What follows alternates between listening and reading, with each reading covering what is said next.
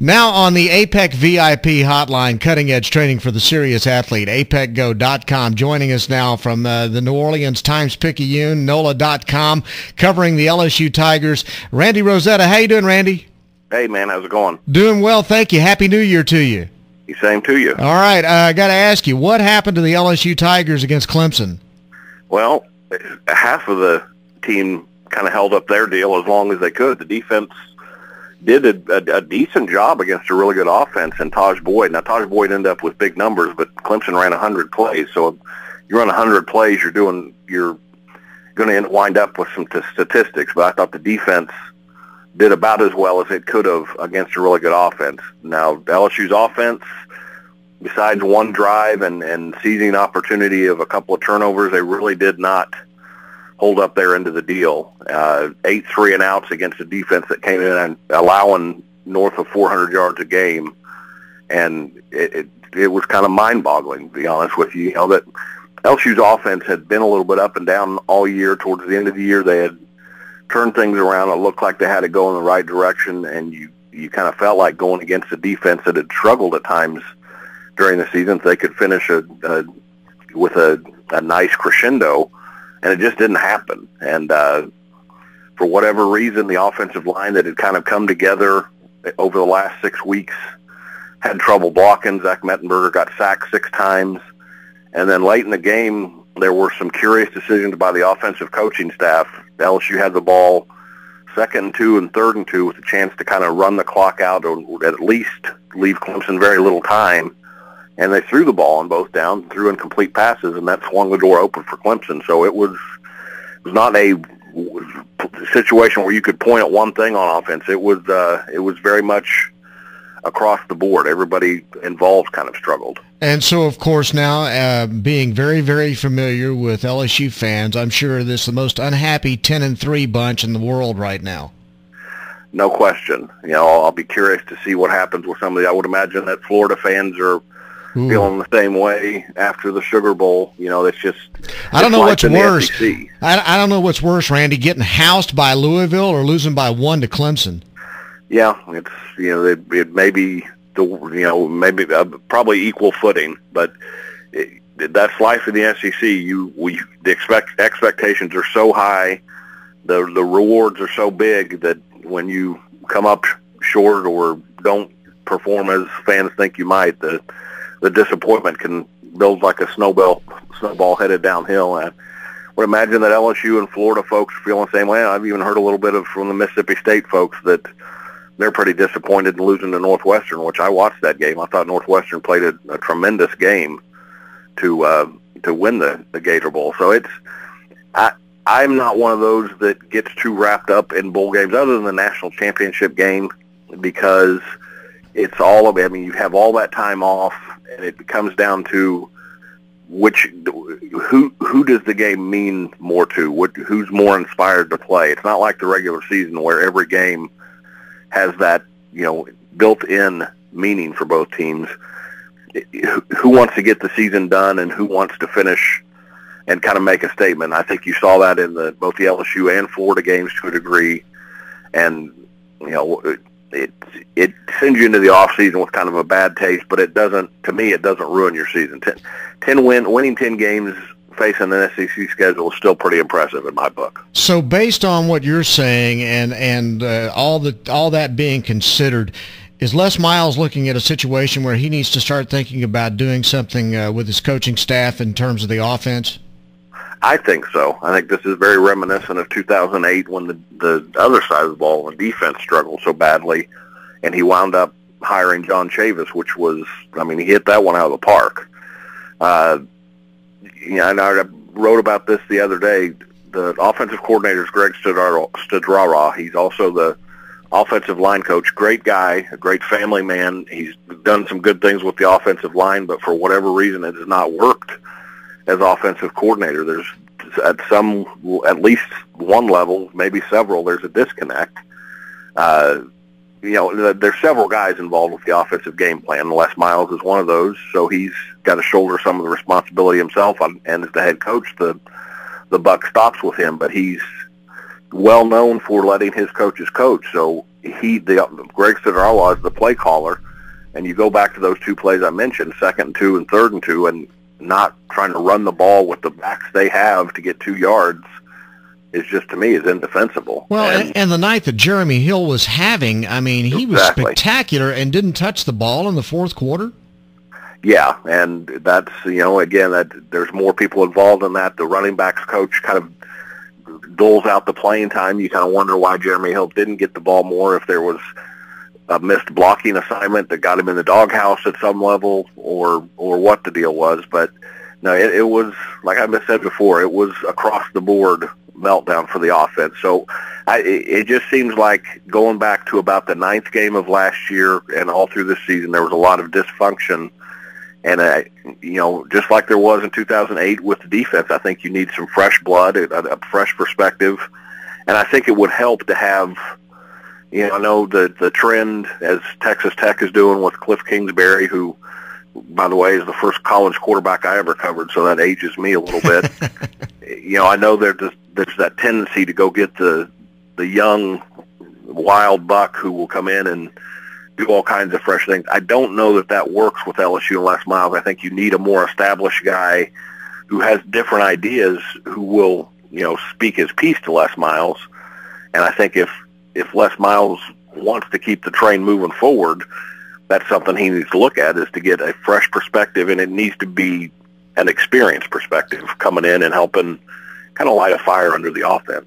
Well, it just seems like with the amount of money that LSU is willing to pay offensive and defensive coordinators, that they've got to be able to do better than what they've got right now, because you could put it on bad quarterbacking the previous 4 years. This year wasn't supposed to be that way. Well, it's supposed to be, but I think that was also part of the issues. I don't think Zach Mettenberger was as good as advertised and publicized by the media, and that includes me. I think physically you see good tools there. You see a guy who's got an arm. There was one throw the other night where he rolled to his right and delivered the ball. I mean, he could not have thrown a better ball. But things like decision-making, pocket presence, and this last one is really important. I think he really needs to work on his role as a leader on the offense. I don't know that he's established that. The prototype for that is a Tyler kid, of course. It's Matt Flynn. Mm-hmm. You go back and you see Matt didn't necessarily have the greatest physical tools when he was at LSU as a quarterback. He had a nice collection of talents, but when he stepped into a huddle, he had command. People looked him in the eye, and they knew he was in charge. I don't know that Zach Mettenberger has completely established that, and that's not all on him. You've got to have teammates that understand the quarterback is the man in charge. So there's a lot for him to work on in the offseason, not necessarily physically, but different aspects of the game that I think now that he has a year under his belt, and now I would assume he's been a little bit humbled, that I think he can improve on greatly going into next season. Is it possible that there could be somebody coming in the recruiting class, or somebody that's been redshirted that could come in and challenge him and take that job, or is it his job?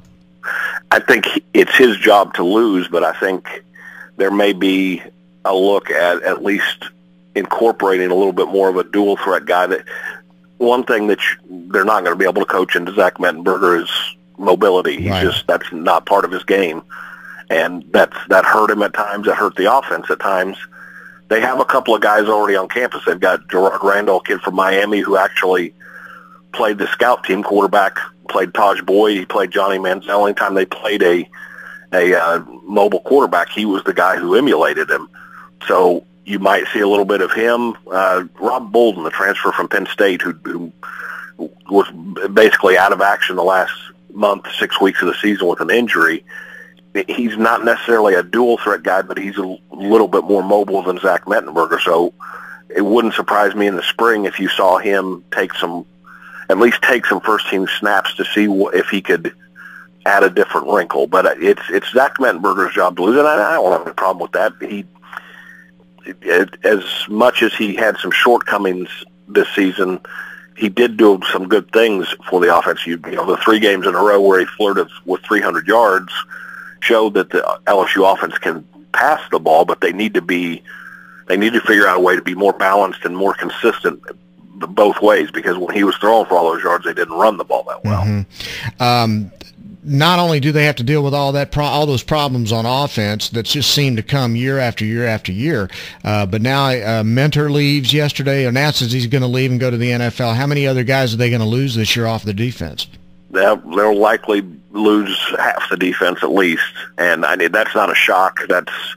I think they've been preparing for that. You probably look at both defensive ends, Sam Montgomery and Markevius Mingo, Eric Reed at safety, and then likely Harold Simon at one cornerback spot, and maybe Benny Logan on the interior of the line. So the defense is going to be completely rebuilt. Not completely. There's still some good.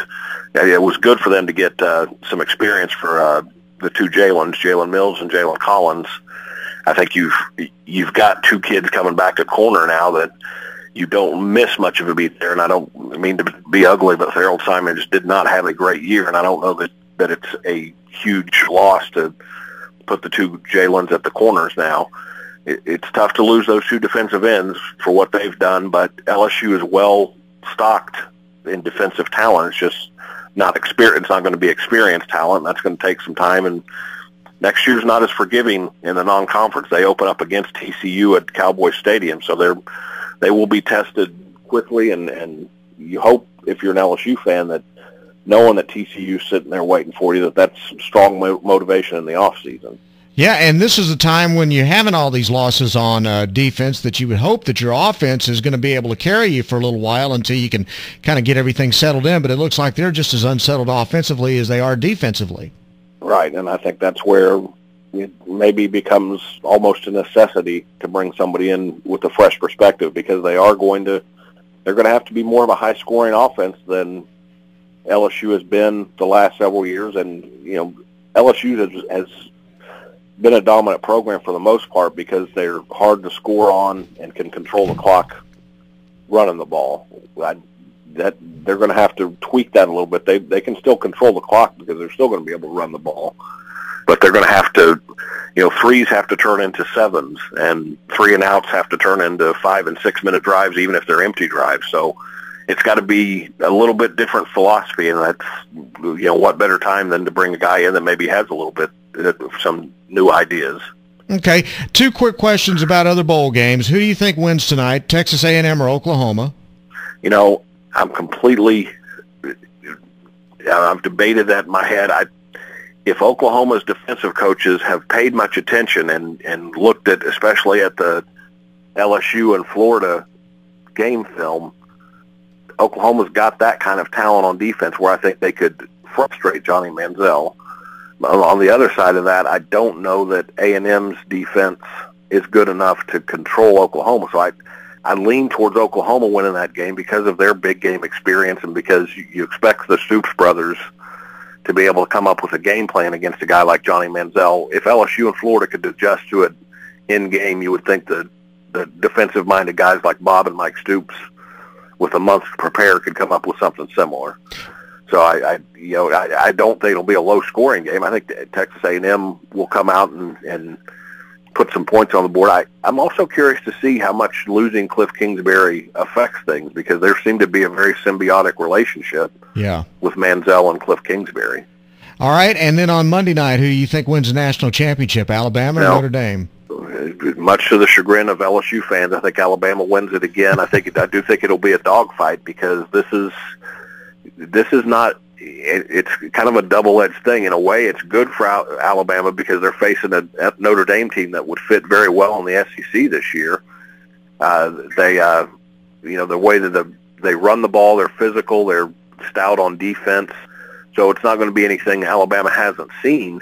But Alabama's also not going to be able to exploit the things that they can against a opponent that hasn't seen them. So I think it's a game that goes into the fourth quarter very close. Alabama may wear them down because of that massive offensive line and maybe pull away for a 2-touchdown win at the end. But I think it's a game that's up for grabs for 3 quarters. And, A.J. McCarron to me is a big difference because he's got not just big game experience, but now he's got 2 years of big game experience.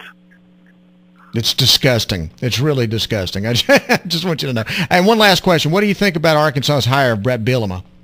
I thought that was the best hire among the SEC coaches. I liked Gus Malzahn at Auburn too. I just don't know that is not going to be a long building process.